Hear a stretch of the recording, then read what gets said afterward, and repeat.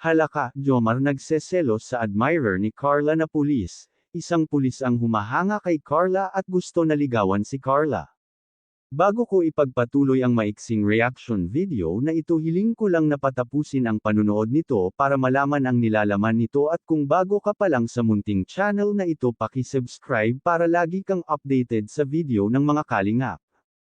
At pakisuportahan natin ang ama ng kalingap na si Val Santos Matubang, Ate Edna Vlog at si Kalingap Rab.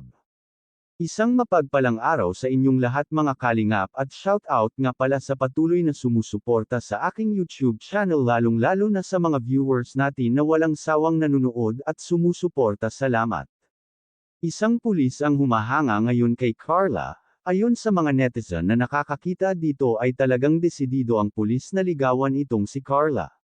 Simula kasi nang mag-18 si Carla ay talagang lalo itong gumanda, kaya naman maraming humahanga dito. Ngunit ayaw nga bigyan ng pansin ni Carla ang nanliligaw sa kanya dahil gusto nito makatapos ng pag-aaral. Dahil sa scholarship nga siya ng kalingap ay ayaw niyang biguin si Kalingap Rab. Kaya pinupukos niya sa pag-aaral ang kanyang oras, kung sa bagay ay hindi maiwasan ang may humanga at manligaw dito, dahil sa ganda ni Carla ay marami talaga ang hahanga sa dalaga, nasa sa kanya na lang kung ano ang magiging desisyon niya sa kanyang sarili.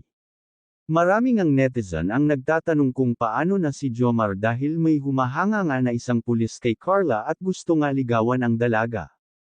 Kung sa bagay manliligaw lang naman, si Carla na ang makapagdesisyon kung sino ang pipiliin nito. Pero alam naman natin lahat na nanliligaw din si Jomar kay Carla, kaya maraming viewers ang umaasa na magkatuluyan ang jumcar dahil kinikilig sila pag magkasama ang jumcar at natatanggal ang stress nila dito.